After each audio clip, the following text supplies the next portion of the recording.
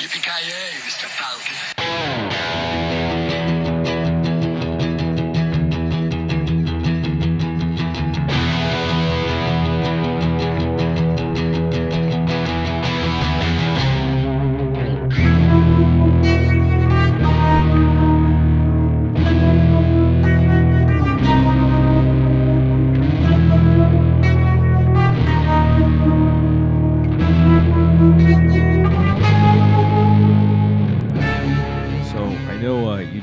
You finished watching Dune Part 1. You finished Dune Part 2. That was awesome. I did. How far into Dune the book are you? Like the first Not Dune that book? far. Not that fucking far, bro. That's No? a dense book, man. I told you it was dense. I'm like 25% in. Everyone's still alive. Oh, boy. I think literally where I am, I think Duke Leto just got stuck with the dart, and the doctor guy told him about the fake tooth. Oh, yeah, Dr. Yue. Yeah, is that how you say it? Yeah, he I told don't even try to pronounce some of this shit. Oh, the names are impossible, man. He's a sook doctor. Yeah, he gives him that's the where fake I'm tooth. Well, honest, I gotta say, having seen the movies has really made it a lot easier to understand what the fuck is going on in the book. It's just a lot, and this little bit that I've experienced seems like so much, and then you tell me that there's what 8 fucking books, yeah, in the main and like story arc. like hundreds of thousands of years of history. And plus, this takes place in like the year 10,000, right? Yeah, Relative to us? 10,191, I think. So, just 8,000 years in the future. Mm-hmm. Groovy. Far-flung planets and galaxies. Yeah, it's a ton of stuff. So I have to admit, the first movie, I could never have understood it without footnotes of some kind. And those came in the form of you and our friend Kevin, who just explained so much shit to me. I don't know how anybody could be expected to understand that movie with nothing, just from what's on the screen. Going into it without reading the book is, I don't know how anyone enjoys it. I read the books and I enjoy that movie a lot. I think they're great, but to go into that with no prep whatsoever seems crazy. When did you start reading them? I started Dune. It was like before the first movie came out, but like just before. It wasn't that far. Right. It wasn't like I was a kid reading Dune books. Like I kind of heard rumblings of this Dune movie, and I heard that like who kind of like some of the people that were going to be in it, and I'd seen the David Lynch one from '84, and I was like, I mean, maybe there's something here. It seemed like an awesome cast, so I was like, I'll give this book a shot. I read book 1, and I loved it. I was like, this is awesome. I saw it at a Barnes & Noble, and I was like, yeah, why not? It's like $8. I'll buy Dune.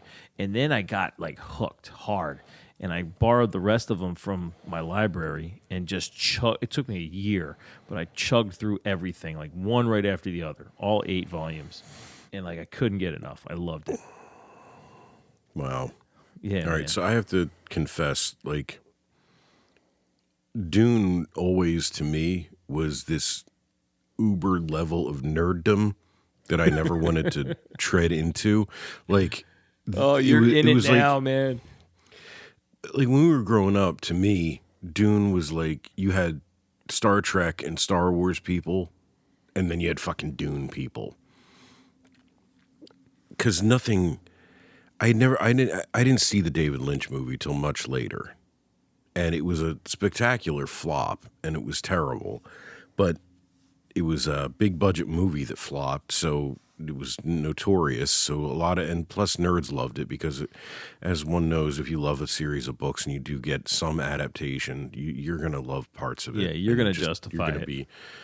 Unless it's incredibly terrible, like the Dark Tower movie.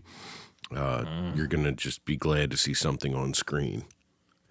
So I get that. But it was always just a bit too much. Just too much. It's a lot. It's a lot. Did you ever see that documentary, Jodorowsky's Dune, about the unmade version of Dune? I've heard of it. I haven't watched it though. I know there was like another version of Dune that was supposed to come out, but that just didn't happen. Yeah, Alejandro Jodorowsky. He's a foreign director who made some really weird art house shit in the 60s. He was really into the psychedelic edge of Dune. And he had some interesting ideas, and they made a whole documentary about his interesting ideas because he basically storyboarded the whole movie. And I gotta find. He was in. Yeah, go check it. I think it's on Netflix or somewhere. But he had a whole crew ready. I mean, he was casting. He was like right there, and then they took it from him and gave it to David Lynch, and he made what he made. Oh, so it was set up like before the Lynch version. Okay. Yeah. It was very strange. But a lot of the people who worked on the pre-production of his Dune ended up doing all kinds of shit and working in Blade Runner. He had H.R. Geiger. He had H.R. Geiger doing all the Harkonnen designs. Oh, that would have looked awesome. And of course, he went on and did Alien with Ridley Scott after this. So a lot of the people he assembled, that's why it's kind of remarkable, is because a lot of the people he assembled to make that unmade cool movie. Stuff. Yeah, and some of them did stuff in Star Wars too. Wow. Yeah. That's amazing. It's neat. He like, listen to this. I just brought it up here. The people that he had working on this, he imagined that every faction that was depicted in the movie would have its own music recorded by a different band.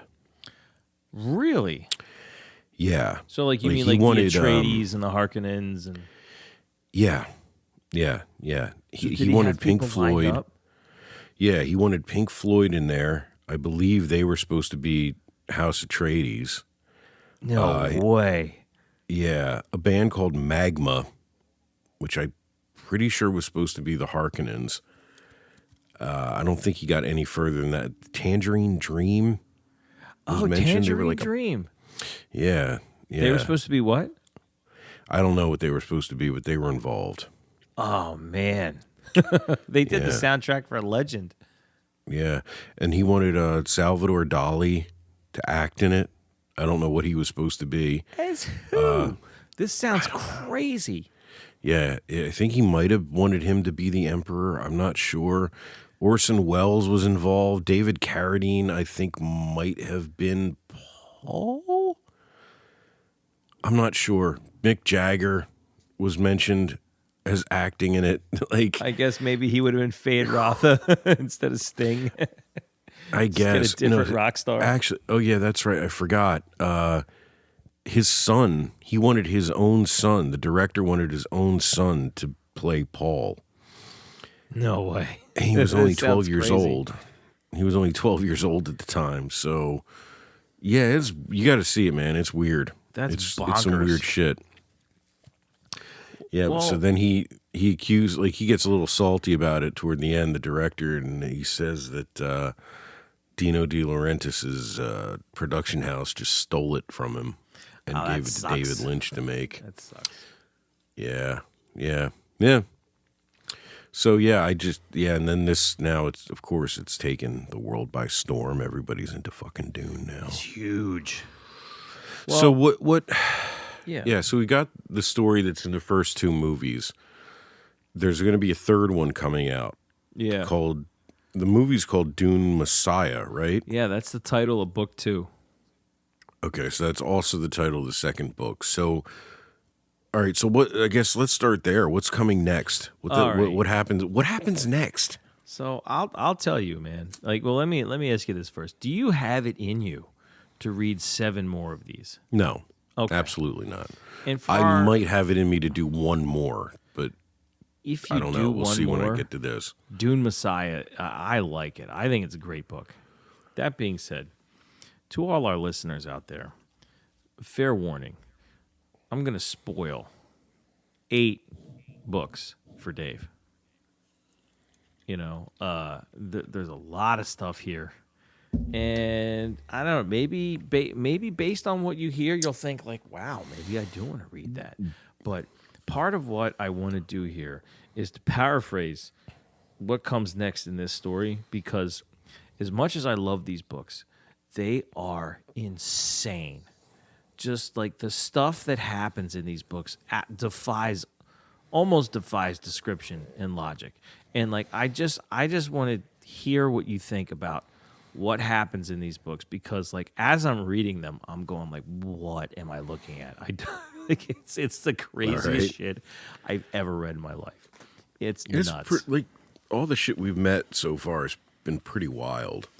Yeah, it's wild, but like in a good way. In that, like it's sci-fi. Oh, it gets bad. It's different. But yeah, parts of it get real weird, man. Like really weird. All right. Well, hey. So what happens in Messiah? How weird does that get? That doesn't get all that weird, but I mean it gets a little crazy. It's a good book. I think it's worth a read. But in Dune Messiah, you see at the end of Dune, like Paul takes over as like emperor of the known universe, right? He offers his hand to the daughter of the emperor. He marries her, right? And he starts like this jihad because the other houses don't accept his ascension, and they start to fight him. And see, that's not very clear at the end of the movie. At the end of the second one, I believe it is. They literally say. Is it in that voiceover at the end? Well, no. Gurney Halleck, like he says, like transmit a message to these people about the fact that I'm going to destroy the spice fields, and he says like they do not. He literally says they do not accept your ascension, and they start attacking. You see like explosions and stuff. So like in the dialogue, they make it clear like no, the other houses are not on board with this, and so Paul's got to bring him in line, and he's got the most badass warriors fueled by like the power of religious fanaticism at their back to help him take the empire for himself, and he does. And it's like what he feared when he sees like all the possible futures in his visions. He knows that this like conflict is going to kill billions of people. Can I ask a question? Absolutely. So at this point he's got the Fremen. Yeah. And that's it, right? Yeah, he's got the Fremen, but like his arrangement that he works out with the Emperor gives him access to everything else that the Emperor had, including the Sardaukar. Okay. Because I was going to say, like, the Fremen aren't exactly a spacefaring people. Yeah, but he basically gains access to the infrastructure that the Emperor did. Now, what happens to the Harkonnen after Dune 2? Because all their dudes are dead. Yeah, the Harkonnen line like experiences some weird shit because the line is technically still alive because of that one priest that meets with Fade Ratha. She bears his child. Oh, Leah Seydoux? Yeah, Leah Seydoux. Leah Seydoux. That was very I paid intentional attention. because the whole point of the Bene Gesserit is they're trying. She was awesome. Yeah, she was great, man. They're trying to like run this breeding program. They've been running this breeding program for centuries, and it finally comes to a head with Paul. And it was kind of supposed to be a girl. It was.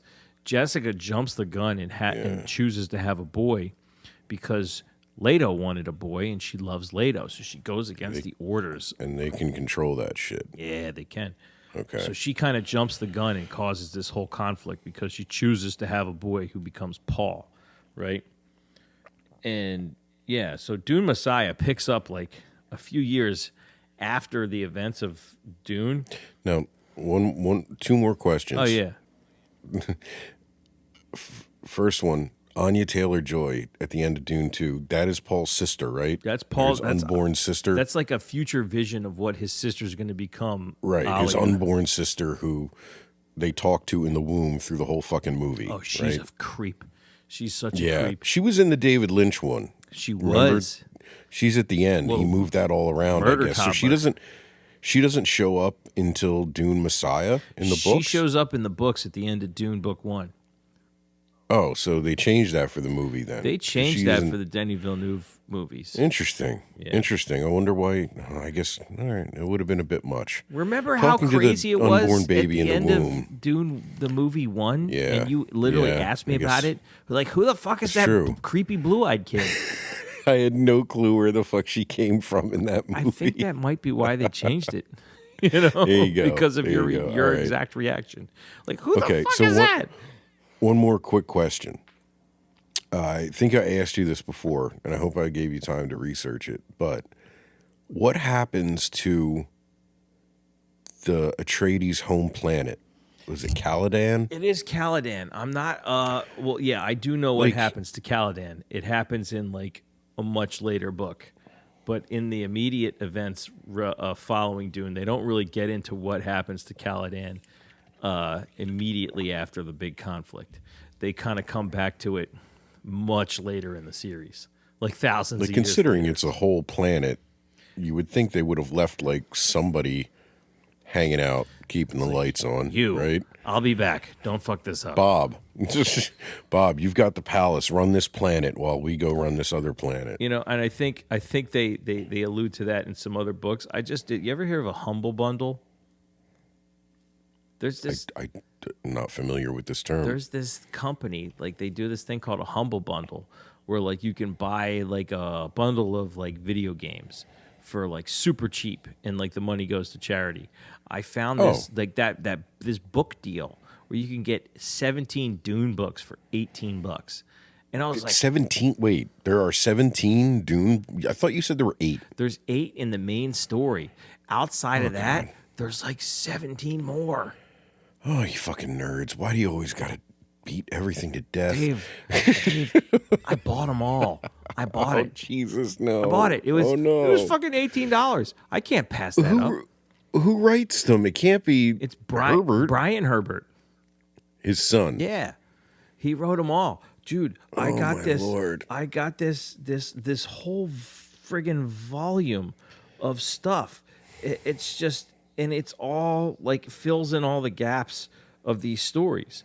And it sounds a little crazy, but like I mean, it was so cheap. I pulled the trigger. It's got like Dune, the heir of Caladan, Hunters of Dune, Dune, the Machine Crusade, Dune, the Battle of Corrine, Dune, the Duke of Caladan, Dreamer of Dune, Navigators of Dune, Mentats of Dune, the Winds of Dune, Sisterhood of Dune, Sandworms of Dune. Jenny Starpepper and the Great White Gibbon. Yeah, yep, that too. Princess of Dune, Sands of Dune, Dune, the Lady of Caladan, Paul of Dune, The Road to Dune, and There's a book called Paul of Dune. and Dune, the Butlerian Jihad. What? You're fucking kidding me. Butlerians? Yeah. The Butlerian look, Jihad. listen, man, we'll get there, but this whole thing kicks off. There's this You're the woman butt named crack of your whole Butler. family. There's this woman named Butler, Serena Butler, who like beats the machines. Really? No. And it's the Butler. Listen, we're gonna Is this all prequel shit? prequel shit. Oh God! All right, so Dune Messiah. Dune Messiah. The things have been. Paul has been gaining control of all these systems and bringing the great houses to heal.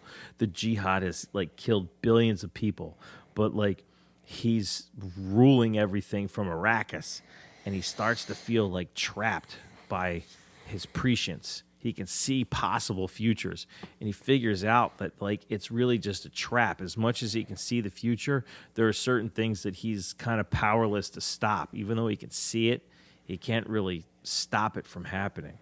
They refer to it as like this oracular trap, and the whole Inevitable things. yeah, man, like fixed points in history. So like there's other factions that are like trying to overthrow him and depose him, either by like assassination or by trying to discredit him. And the one, I told you this the last time, the one guy that shows up in every single book is fucking Duncan, Idaho. Even though Yeah. How the? so this is the first bit of weirdness. Let me ask. That Frank because Herbert starts. Do they clone his ass? They clone him, don't They they? clone his ass. Fucking Star Wars steals everything, man. Yep. So he's what's called a Gola.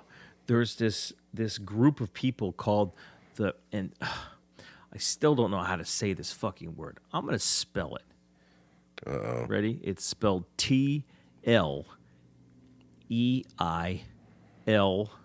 TLEILAXU. Nope. Nope. Can't say that. Nope. Yeah, me neither. Talerlox. It's like Talerlox. it's like Tlilaxu or something. It's Okay. It's fucking insane. This is where I should really start to appreciate Tolkien for being a linguist, and because Frank Herbert was like, "Fuck, I need a name for these guys." And it At looks least like he Lucas's names were easy to say. Yoda. it's as Chewbacca. Yeah, exactly. Wookiee. It's like consonant, vowel, consonant, vowel. Mandalorian. It's like Frank Herbert needed a name and decided, like, let me just slap the typewriter and see what comes out. And he All got right, so- Tlilaxu. Duncan Django Fett is a Talaxalu. And they... No. What are they? No. No, come on, man. Keep up. Duncan, Idaho is what's called a gola. They call it a gola. And it's another word for clone. So Duncan, Idaho shows up, and he is gifted to Paul as like a gift to the emperor from the Tlilaxu. Fuck, I can't say it. Talaxalu. They give him That's a good. gola of Duncan, Idaho. Like, hey, look, Paul, we made this for you. And he's got like his eyes are like mirror shades, like mirrored sunglasses. And Okay. he goes by a different name. His name is literally like Hayt, Hayt. And so All right. Paul smells a trap. He's like, something's weird here. They gave me this like clone of my idol, because he idolizes Duncan, Idaho. He loves him. Yeah. They give him this clone of Duncan, and they're like, here, no strings attached. Have this Duncan clone. It's called a Gola. And it's given to him by like a guy called Cytail, who's also something called a face dancer. Face dancer is like someone who can like change their appearance, like morph into other forms. And George R.R. Martin. yeah. Hello. Yep, hello. Everyone ripped Did off. he read Dune? Everyone I bet ripped you off he Frank did. Herbert. So they give All him right. Duncan, right? But he's right. There's a trap. Duncan, Idaho has like this thing programmed into him that will make him assassinate Paul when Oh, no. He's a Manchurian candidate? exactly. Yep. Oh, no. A Mandalorian candidate. How dare. When you hum a certain tone, it activates this thing that makes him want to kill Paul, right? And the thing that Like Reggie Jackson in Naked Gun? the thing that makes him want to go into the murder rage and kill Paul is activated by like this midget face dancer who I think Little his name's person like face dancer, please. Bilaz or something. He hums. Little person face dancer. Sorry, little person face dancer. I'm very sorry. Bilal? Bilaz, I think his name is. He you, hums Frank a Herbert. thing and makes Duncan, Idaho want to kill Paul.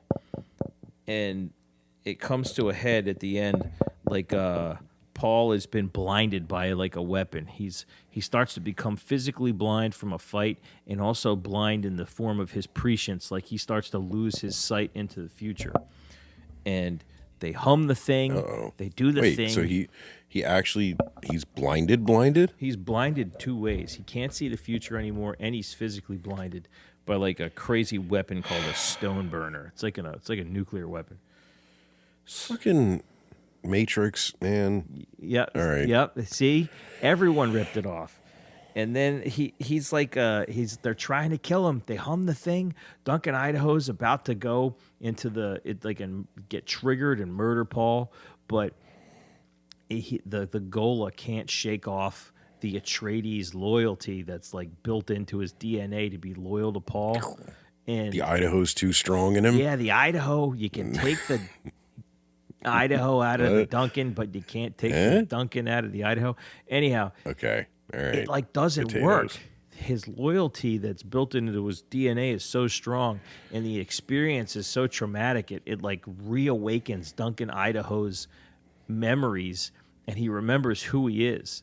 Like when the book starts, he thinks he's just like, oh, my name's Hate. These guys made me. I'm at your service.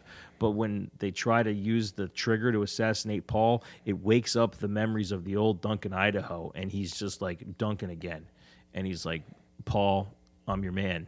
You know, let me help you. So he has 2 kids in this book. They're twins. Ganima, I think one's name is, and Leto the second.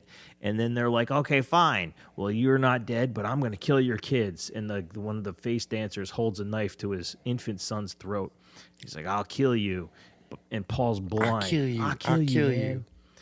So Paul's blind, but he also is like fucking Bene Gesserit powered, and he has like ancestral memories and is able to use the sight from his son's eyes as like a psychic vision, and he's able to see that in his mind's eye and like kill this guy based on the viewpoint of his son, who's like down in the cradle looking up at this guy. So basically he's just got to strap his kid to his shoulders all the time and he can kind of like see. Yeah, sure, that would have been a fine workaround. I can't believe Frank Herbert didn't think of that, but the fuck, Frank? Yeah. Anyhow, he foils this attempt. He kills the guy using his son's point of view. And then, as a way to avoid the trap of this like inevitable future that he can't seem to like escape, he chooses this Fremen exile, and he walks into the desert as a blind man, presumably to be like consumed by the desert. And he avoids deification by the Fremen, but also secures like protection for his children, and they like inherit his empire. How Oedipal of him. Yeah, man. It's a good book. It's a really good book. After that, okay, you get Children of Dune. This is where shit gets fucking all right. weird. So that's probably what we can expect to see in the third movie. Then I can't wait to watch that movie. That movie, like I think they'll do a good job of like editing and making the crazy stuff less crazy. So when they made this as a miniseries for TV, they made the second part was called Children of Dune. I haven't seen those yet, so I don't know. I haven't watched it yet either. So I assume this is about Paul's kids? Yes, Children of Dune is Paul's kids. He has twin children, one boy, one girl. He has them with the Emperor's daughter, right? No, he has them with Chani? Chani. Really? Yes. How does that happen? She's like his consort, and he's the fucking emperor by marriage. He could do whatever the hell he wants. Oh, so he doesn't have any kids with the princess? No, his kids are with Chani. Interesting. Because he loves her. Okay. Yeah, man. Okay. He loves Chani. Well, his Jody mom and loves dad were Chachi. never married, right? Jody loves Chachi. Nobody makes me bleed my own blood. So, yeah. Children of Dune. Children of Dune me. His children inherit the empire, but in their stead, while they're still young, Alia is in charge once Paul walks into the desert. And Alia, as we know, is a bit weird. She was in Queen of the Damned, right? Queen of the Damned. That was her. Yeah, man. It's Anya Taylor-Joy. She became fully aware of all her ancestral memories in the womb as a fetus. She's a bit fucked up. Fetus. Yeah, man. So all right. Leto the second and Ganima are like 9 years old. Duncan the Gola, clone Duncan, falls in love with Alia, and they're together, right? Oh, no. There's a lady trying to like relate it to the old emperor. She's trying to kill the twins. And Alia, because she went through what they call the spice agony in the womb, just like a Reverend Mother, has access to ancestral memories and like personas. And one of her ancestors is the Baron Harkonnen. Paul. Oh, really? Yeah. Right. Paul right. is Paul's grandfather is the Baron. Yeah, we find that out in the second movie. So too is Alia's grandfather. So now, as a voice in her head, she has the Baron that like talks to her all the time. And as we found out in those books and movies, the Baron's fucking awful. Yeah, he's not a good guy. No, man. His whole family's pretty busted up. So he figures out a way to like dominate her psyche from beyond the grave. Like she has What? Yeah. Basically becomes possessed by the Baron. And this is where things get weird because the Baron is like This is where things get weird. yeah, Okay. this the Baron is not for nothing. He's an expert at like political maneuvering. So he starts giving her advice about how to run the empire. Like you need to influence this guy, and you need to kill this guy and bring this guy to right. heel. He's like, Is Paul dead? no, Paul at this point? is presumed dead because He's in the he desert? walked into the desert as a blind man, All right. into the teeth of Shai Hulud, the maker. Whatever happened to his mom? Lady Jessica, Jessica. she's still around. Yeah. She's still Benny Gesserit and She's still all over the place. She's Benny Gesserit, yeah, wearing weird hats and Yep. veils and shit. all that stuff. All right. So the Baron's in Ali's head, and he says, "Yo, to get this guy to be under your influence, you should sleep with this guy." And Ali's like, "Okay, yeah, I'll bang that guy because you say that I'll gain some influence over him." And then he offers him some more advice, and he's like, "Oh, that guy, you should bang that guy too."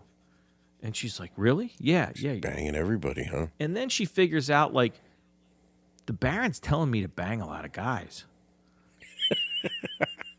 And Okay. like, I kill this guy. I admonish this guy. I favor this guy. I bang this guy. I kill this guy. I bang this guy. I bang this guy. And she figures out that, like, the Baron is basically living out vicariously through her his, fetish for young men. And Oh, yeah, okay. under the guise of giving like political advice for how to influence her underlings. So he's just getting her to bang a bunch of stings. Young men, yeah. A bunch of Fade Rothas, yeah, played by Sting. Who, not for nothing, Sting was jacked, man. Sting was cut. He was something.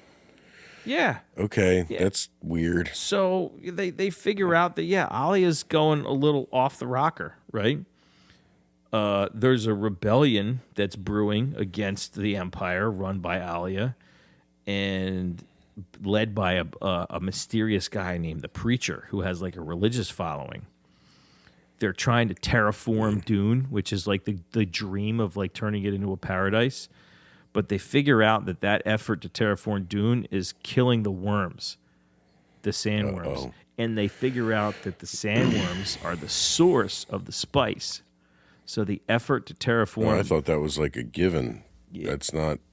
It's not common knowledge that the worms produce the spice. Oh, They okay. I but- kind of... Well, you're smart, man. You put it together. Well, I mean, if the blue juice that they suck out of their face is the water of life or whatever, then it stands to reason that their butt poop is the spice. Hey, look, Because it's not what? not everybody puts that together. I mean, It's like kudos. the spice is like mushrooms, and then the mouth juice is like ayahuasca. It seems Sure. to me. Yeah, why not? This was written in the 60s, yeah. Frank Herbert did a lot of drugs, man. He must have. Come have. on, So look at this shit. So yeah, All right. they figure out that the terraforming is killing the worms who produce the spice. So Leto II is 9 years old, but like he basically has access to all his ancestral memories again because he's like a product of the Kwisatz Haderach, But he's not weak like Alia in that he lets one personality dominate him. He's able to control those like millions of voices in his head. And so he figures this out. And so he decides to fuse with the sand trout. The sand trout is like the larval form. Sand trout? Yeah, the sand trout is like the larval form of the sandworms. They're like little sandfish. And Oh, they absorb water. That's why Arrakis is a desert. These things just like insist water as part of their life cycle. So they just consume all the water. So he lets the sand trout like fuse with him, and they form like a suit around him, and it gives him like super strength and super speed. And he runs around killing a bunch of the terraforming stuff to try to slow the process because he knows that it's going to like ruin the spice supply. He fights. So he has like a nano suit of tadpoles Yes. on him. He's got a tadpole nano suit that gives him super strength and super speed. And Jesus Christ, Frank Herbert. Yep, he runs around. He does a bunch of destructive stuff.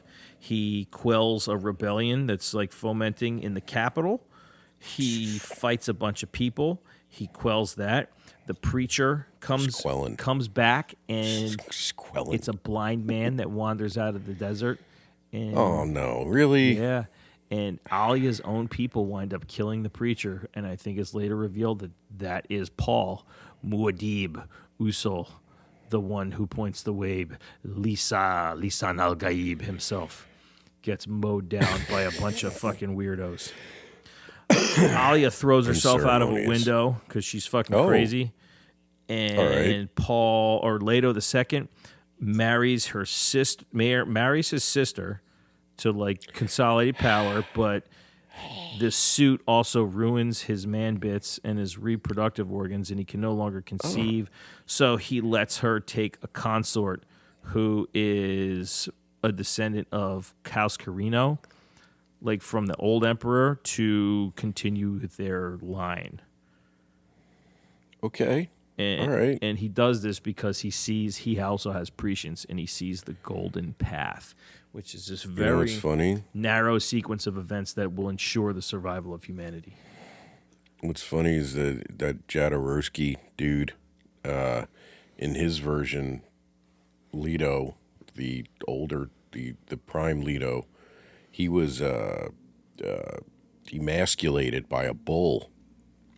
Oh, okay. And he had no balls. He had no bits. He had no bits. And so Lady Jessica apparently took some of his blood in the storyboards. She took some of his blood and made it into jizz. And then the camera was going to follow the jizz into her bits, like into the uterus, and do like a look who's talking kind of thing, I guess. I'm just telling you, man, this is the movie we didn't get. Listen, man, that's no weirder than what happens in the books. So, all right, so I'm with you so far. So Leto II has the fish suit on. Sister fucker. Yep. Can't fuck sister. Okay. He doesn't. No, he can't. He gets someone else to do it, but he marries his sister to consolidate power. So next you get God Emperor of Dune, right? That takes place 3,500 years after the events of the previous book. It's a pretty big time jump, man. Yeah, and in that time, the sand trout suit has transformed him into the God Emperor of Dune. He basically he's has still alive. Yeah, he's still alive. He has a little man head. He has little man arms and a giant worm body. Awesome. Yeah. Is he still married? No. To his sister? No, she died a long time ago. She didn't become part of the worm? No. Or something? Oh. No. She but like she had kids and continued the Atreides line. So that's yeah, nice. 3,500 years have gone by. Dune is like a garden world now. It's been terraformed because like that process they started couldn't be stopped, but it killed all the worms. So there's no more new worms, spice. No more spice. No more new spice. And Leto controls all of the remaining spice. He has this, so he has a stranglehold on the most valuable shit in the universe. Duncan So you're Idaho. telling me in 3,500 fucking years, nobody figured out a way to interstellar travel without spice or to make fake spice? Bullshit. Well, bullshit, man. Listen, I'm going to get there. Bullshit, Frank. I'm going to get there. All right. Go ahead.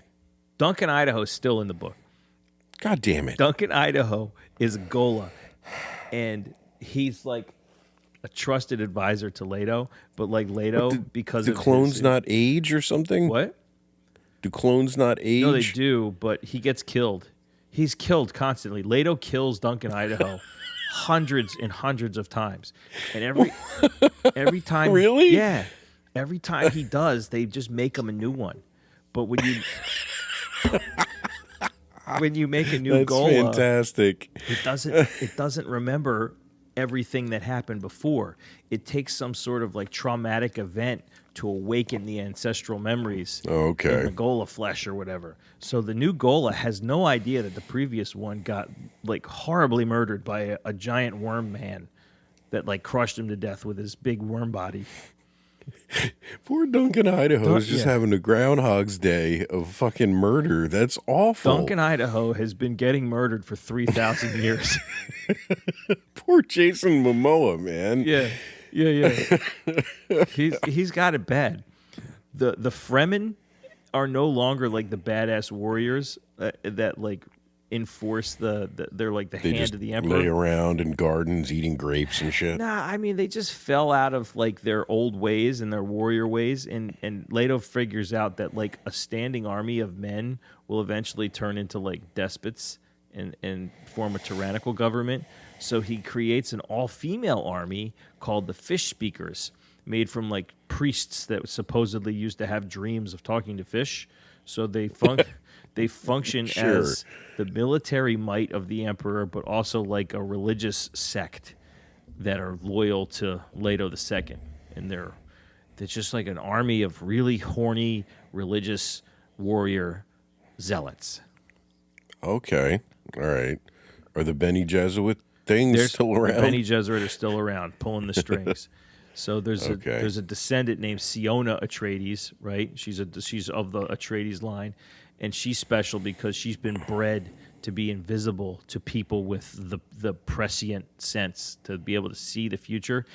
They can't see Siona Atreides. She's like one of the first people with this trait. So Leto figures all this out. He knows this, and he lets her and Duncan assassinate him by dropping him in like a bunch of water, because water is the thing that winds up being deadly to the giant worm body of Leto II. Nobody knew this, but they figure it out, and he knows it's part of his golden path that's going to let humanity survive, so he allows it. Drop him in water, and he dies. And all the sand trout like come off of his giant worm body and start to reseed Arrakis with like worm larvae to turn it back into Dune, a desert. Uh-oh. And all of those like worms have like a little piece of his consciousness attached to it. And then like a bunch of people like leave in this giant exodus called the Scattering. And because they figured out how to make computers that can navigate without spice. So they basically took the long way around to get back to where they started. Right. And then you have the Scattering. Jesus, people. Yeah. Jesus. It's great. This is very realistic, actually. Yeah, This is man. how people behave. Yeah, man. This is exactly what we do. It gets so much weirder. Dave, it gets so much weirder. All right. Because next you have Heretics of Dune. Okay. 1,500 years later. Oh, man, really? Yeah, man. You have these group of people that like the Serum. They make these ships called no ships, where like even if you have prescient sense, you can't sense someone when they're on a no ship. So that becomes like a big plot point. The Tleilaxu figure out how to make synthetic spice with these things called axolotl tanks that just produce spice. The Bene Gesserit are still around pulling the strings, and you got a guy named Miles Tegg. He is like a military genius. He's a descendant of the Atreides line, and he is assigned to protect the Gola of Duncan fucking Idaho. Are you kidding me? Who apparently still is getting murdered after all these years. Who's killing him now? Just randos who just killing him? Well, no one at the moment, because... I don't think he was really that great of a warrior. He just keeps getting killed, bro. Yeah, well, I mean, he was fighting an invulnerable worm man. You know, give him a break. All right. So Miles Tegg is protecting the Duncan Idaho Gola. And so the Scattering sent a bunch of people to the farthest reaches of the galaxy, and they start to come back. Some of those people were Bene Gesserit. And when they come back, they've morphed into a new group called a bastardization of the Bene Gesserit called the Honored Matres. They show up. They're a lot like the Bene Gesserit, but like with a few key differences. They don't know how to like control their body chemistry to like thwart poison and control all the functions of their bodies, but they got really good at sex stuff. Sex stuff? Yeah. So Okay. yeah, their main thing they've evolved to like when they hear the voice. If a Bene Gesserit tries to use the voice on an honored matre, like as soon as like the sound hits their ears, their body goes into this like reflex thing, and they kick really hard.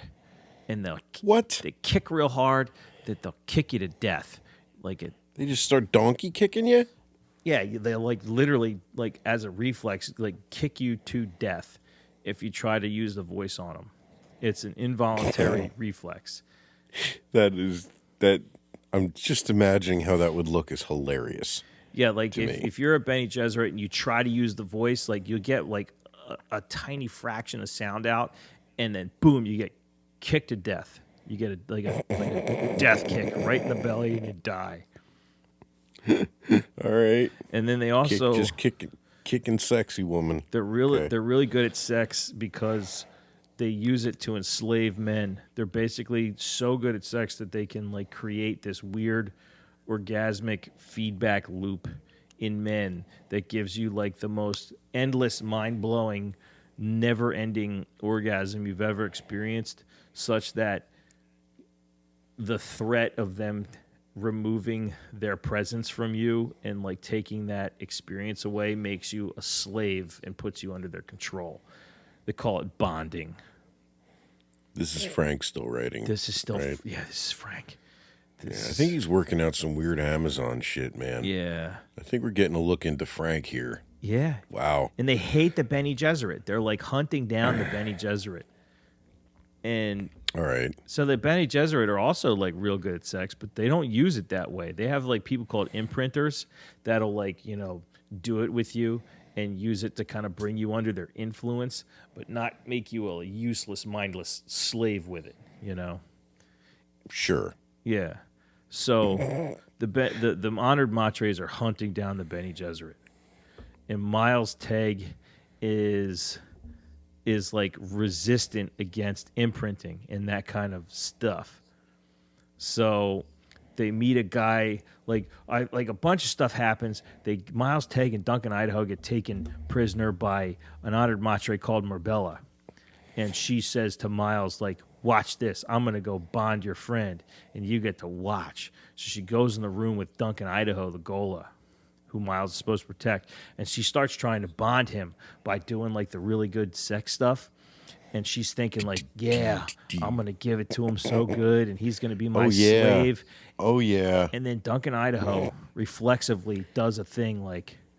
Did he kick her to death? No. He says, oh... yeah, that's really good, but I bet you like this. And he touches her in a certain spot on her back that he knows she's really going to like. And she's like, oh, my God, that's really good. Well, I'll give him this. And then Duncan Idaho's like, oh, how about this? And he matches her like tit for tat with his sexual technique, which has like been built into his DNA by the people that cloned him. And why? They find out that like he is this prophesized one that is just as good as they are at doing it. Dick Jedi? And they essentially he's the Jedi of cock. They have like a Jedi sex fight in a prison cell. And they both like lose somehow and become hopelessly sexually addicted and enslaved to each other. He is the foretold one that has a counter move for every one of their like sexy moves. And all right, so just to recap, Frank Herbert went from these massive, centuries cultivated prophecies of messiahs delivering entire worlds from subjugation to fulfilling prophecies about Duncan Coxman outcoxing the sex demon women from Planet 9. Is that really what's happening? Yes. That was so measured. Well, I mean, I wanted to make sure you had it all right, and like I gotta say, like, yeah, that was a pretty good summation of what happens. Oh man, you see what cocaine does to a man? Yeah, man. Do you see the degradation? He started on psychedelics and it was wild and cool, and then he starts getting deep into the coke of the 70s, and you start getting this shit. Yeah, man. So you got to this part and you're like, man, fuck it. I need 4 more books. Well, listen, I was so far in, I'm like, I have to finish this. I have to know if this gets better. I have to know what the resolution to like the fucking prison sex fight was. Like, how do you top that? And I'll tell you. If you're ready, I'll tell you. I'm ready. Yeah, man. I'm as ready as I'm gonna get. Duncan and Marbella get sexually addicted to each other, right? It's like they're not. It's not love. It's an addiction, right? They like escape together. The honored matres destroy Arrakis with like these weapons called obliterators. They just fucking roast the place. Miles and Duncan escape from Arrakis. They take a worm with them, along with a girl named Shiana, who they meet on Arrakis. She's a Fremen, and she's like the worm whisperer. She's the only one that can go out into the desert and not get eaten by the worms. They literally like bow down to her. She can like control them. And they're going to use that worm to take it to Chapter House, which is the Bene Gesserit homeworld, and turn that into the new Dune. They're going to drop the worms onto the Chapter House and make it a new desert planet. Uh-oh. And so then we get Chapter House Dune, which is the next book. They're turning. So they just move it to a new planet. Yeah, they move. Just going to spice up a new planet. They're going to spice up Chapter House and turn it into Dune. So the Matres are after the. This is the point where in my notes I just started calling it like the Bennies. The Matres are after the Bennies. Scytale, the one that tried to kill Paul's kids in book 2, he's still around. Because like just don't die. Well, they make golas of themselves, knowing that they can. See, that's just cheating. Yeah, it is. It's kind of a cheap thing. This is kind of getting into some altered carbon shit here. Yeah, kind of. Yeah, you can like just extend your life. So he's a gola of a gola of a gola, and like they've been able to awaken their like ancestral memories, and he trades the secret of gola production for protection because the Matres have obliterated his whole race. And so the Bennies use it to copy and make a gola of Miles Tegg. He was the guy that was protecting Duncan, Idaho. He's like a super military genius, and he's an Atreides descendant, and is actually a candidate to be the next Kwisatz Haderach. He has like the lineage. So their old leader, Lucilla, is hiding out, and she's got the conscious memories of millions of other Bene Gesserits like in her head because they obliterate her planet, and she has like downloaded all the consciousness of like a bunch of people, and she's hiding with, and this is where it gets really fucking weird. She's hiding with a bunch of Jews in space. What? She stumbles. Just OG Jews? Yep. Just classic Jews. Classic Jews from Earth that have like escaped Earth. Good for you, Jews. To the far-flung stars. For you. And she meets these people in hiding because like apparently there's still pogroms to eliminate Jews happening in the year whatever this is, like 13,000, whatever it is. Of course there are. Yeah, of course. Yeah, it's fucking crazy. And she meets Rebecca, who's like a wild Bene Gesserit, who's never had any training, but is a Reverend Mother. And she shares like millions of consciousnesses with Rebecca, knowing that she's going to get killed by the honored matres. And like Rebecca needs to then deliver this information to the people that are in hiding. And so the Jews, along with Rebecca, wind up like escaping on this ship with the rest of the Bene Gesserit. And so, this is so strange. Fucking hell.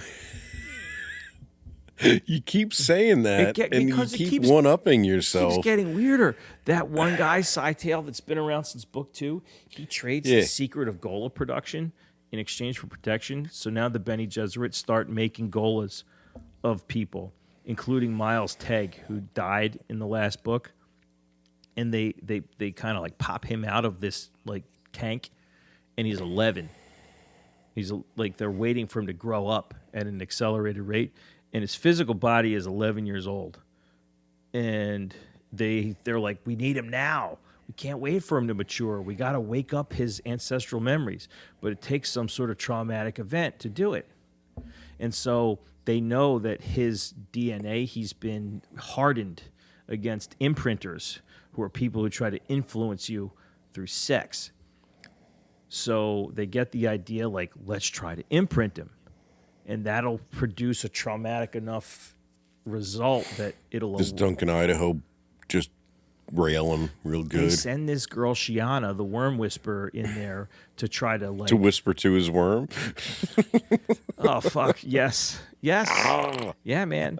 There's a whole... I read this chapter while I was at work.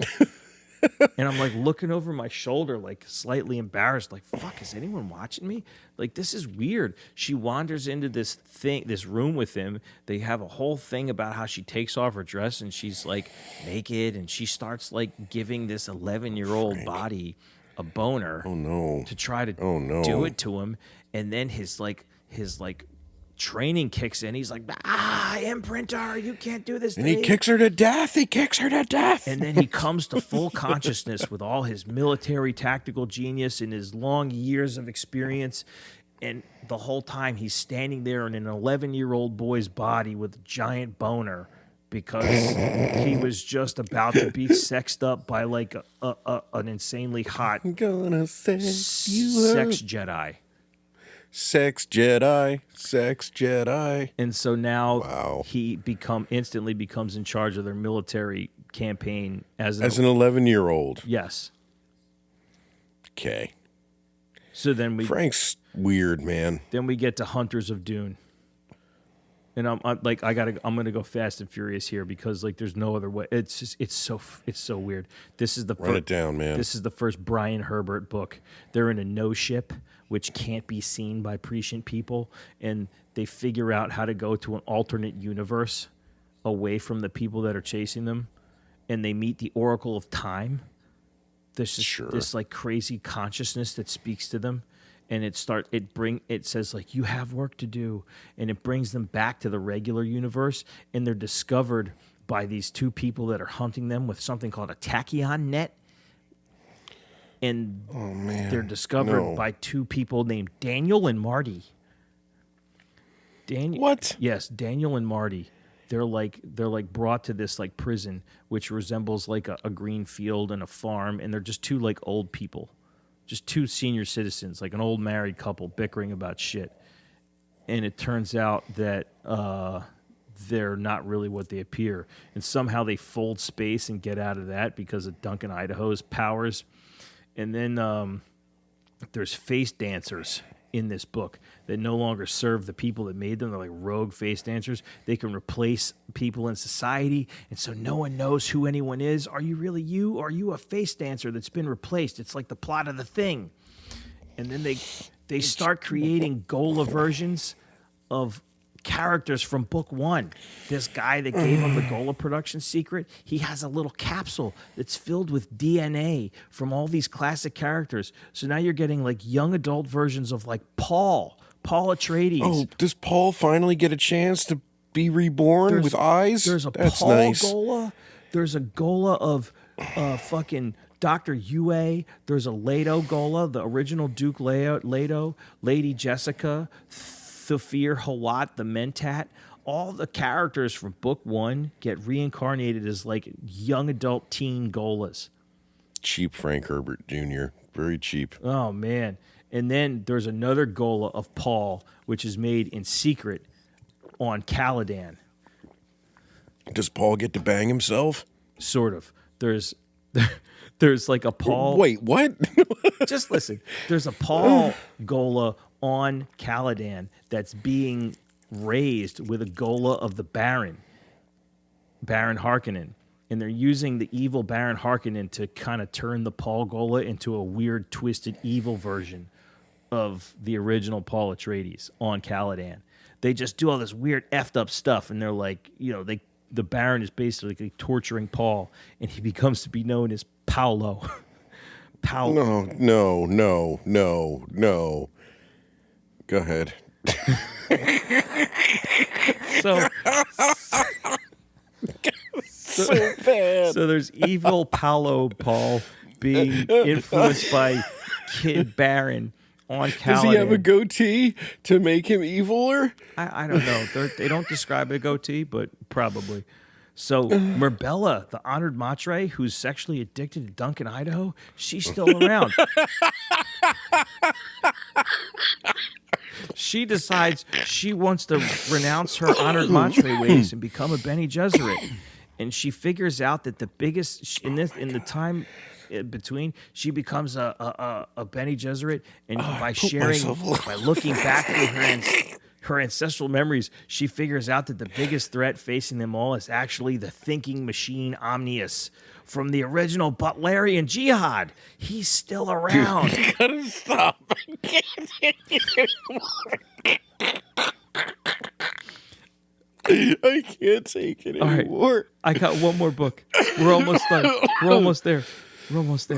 Hang in there, Dave. Oh, the Butlerians. Finally, we get to the last book, Sandworms of Dune. There's a bunch of Gola kids, but no one knows how many of them are actually real Gola kids and how many have been replaced by the face dancers because they've ripped a touchdown on a planet called it's some fucking planet populated by people called the Handlers, and they make these creatures called the Futars. They're like giant cat people, and they're the sworn enemy of the honored matres.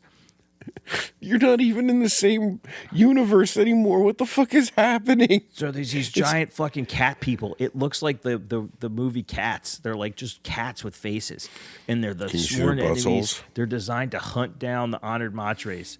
To like kill them because their reflexes are fast enough that they can avoid the super fast kicks and the sexual prowess of the evil sex women. Super fast kicks. Just the violent kick frenzy. So then they find a Tleilaxu guy named Waff, who's actually kind of an idiot, but he does a bunch of experiments on the worms to create a form of sea worm. And now he takes the water worms instead of sandworms, and he takes them to a planet, and he puts them in the ocean, and they come to like inhabit the oceans, and they create a super concentrated version of the spice called the Ultra Spice. So they cultivate. That's what they fucking called it? Yeah, it's called the Ultra Spice. And it's from the sea worms, not the sandworms. This was in the 80s, wasn't it? Yeah, no, this came out in like the 2000s. Ooh. So then the navigators become completely obsolete because they've started building computing machines again that can chart the distance between stars. So then our heroes get captured by Marty and Daniel again in the tachyon net, which travels backwards in time. And then those two are actually... Here's the big kicker. Omnius and Erasmus, two thinking machines from the original Butlerian Jihad. They're still around, and they're posed as old people. So they capture young Paul, and they pit him against evil Paul, who's now known as Paolo, and they get into a fight to the death on the home world of the thinking machines called Synchrony. So, oh, God...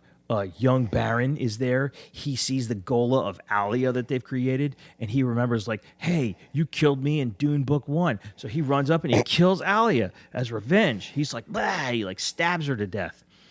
Paul fights evil Paul, and then the evil Paul wins. So they give him the Ultra Spice to make him the ultra final Kwisatz Haderach. But it gives him like this perfect version of prescience, which basically lets him see all possibilities all at once, all the time. But it's too much for his brain, and he slips into a coma, just like looking into space because of all the future that he can see.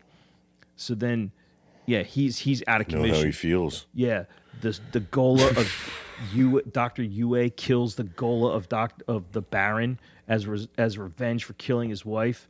But then Shiana's on the ship, and she gets the idea to release the worms, the 7 worms they have on their big ship, and the worms they like band together into one giant super worm, and they start fucking up the planet of the machines, just messing shit up, kind of like they do at the end of the second movie. So then the Oracle of Time shows up out of nowhere from a different dimension with an army of navigators, and then they help kill all the machine ships, and they're like, we've been waiting for this moment, and we're going to help you kill everyone. And then she shows up on Synchrony, and she just teleports Omnius to another dimension. She's like, "Be gone!" And then, Dude, no. so then Erasmus Too much. realizes that the final Kwisatz Haderach, the one that's been prophesied the whole time, that's going to bring an end to the entire conflict, is none other than fucking Duncan, Idaho. They're like, "Duncan, Idaho, you're the one. You've been murdered for thousands of years. You have all this experience. You're a mentat. You've lived all these lives." And so he evolves into his final Pokemon form, and he merges with man and machine. Him and Erasmus merge into a single entity. Erasmus is obsessed with humans and just wants to die because it's like the ultimate human thing you can do. And then from there, he's able to control all the machines and bring peace to the galaxy. Young Jessica and young Leo go back to Caladan to live happily ever after. Young Paul and young Chani go live happily ever after on Dune. And Paul says, "I've loved you for 5,000 years, man." And then Duncan and Rebella go back and live happily ever after. Shiana stays on Synchrony, and she runs the new Bene Gesserit chapter. Fuck you for doing that to me. Fuck you, sir. I mean, like, I have one question, Like, man. When I said what? it got weirder, like, was I wrong? No, you weren't wrong. It gets so weird. You're just an asshole. No, you. I learned two things What? from you. I no longer like Dune. And you've proven to me that long after Denis Villeneuve departs this film series, they're going to keep fucking making these movies. Yeah, there's a show. Forever. They're making a show. No, they aren't. Yeah, really? they It's are. already begun? Yeah, it's already begun. It's like a prequel around the Bene Gesserit. There's cast. They cast people and everything. Jesus, it begins. Yeah, man. Oh, dude, no. Listen, I'm sorry to do that to you, but like, as I was reading these over the course of a year, every time I thought it couldn't get any weirder. You read all that shit in a year? Yeah. Are you okay? No. No. No. You're... Wow. Listen, I'll say this. As a whole, I really enjoyed the series. That being said, like, I paraphrased a bunch of the weirdest stuff. Like, it got so crazy. I just like couldn't. I was just sat there in disbelief at the end of each chapter. Like, so wait, who did what to? Like, they had a sex fight. He kicked her to death. Did you ever count it up? Did you ever count it up? How many hundreds of pages of this sex dick fighting kicking you consumed? No, I was a little afraid to do that. I may have to now. I'm worried about your mind. I don't think it's built to handle that much Dune. I'm patient, man. In a year. Man. Well, you know, I guess I'm glad that you told me, because I don't think I would have even been able to stomach all those Wikipedia entries, let alone the books. Dude, goddamn, dude. Dude, the books, I like the books. I hate to say it, I like them, but I'm very aware of just how insane they get. And I'll say this: don't read book 2. Book 2's really good. After that, after that, after that, I don't think I'm on board anymore. Listen, as your friend, and as much as I want you to like the same stuff as I do, I'll be honest, the rest of it's not for you, man. You're not built for Dune in the long haul. I don't want to be. I don't want to be, Tom. And I'm a little ashamed that I am. You know? Shame is a good thing. We don't have enough shame. I read the whole thing, and on the whole, I liked it. And I don't know how I feel about that.